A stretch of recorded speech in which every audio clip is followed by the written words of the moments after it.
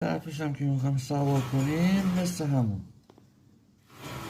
میشن لب به لب زیب همه انگوش را باید کار کنیم.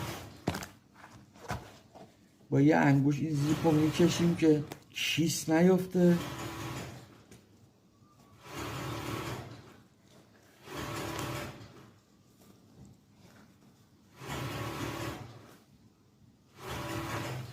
به این تک رسیدیم. باز همون حالت فیگور پشت کار رو باید روی زیپ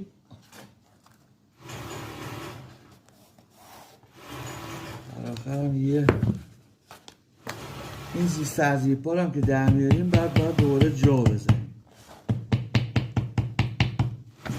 دوستان توجه داشته باشن چکاشو محکم نباید بزنیم چون رد میندازه از اون درش. انشالله هر جا هستید موفق و مؤید باشید. خداحافظ.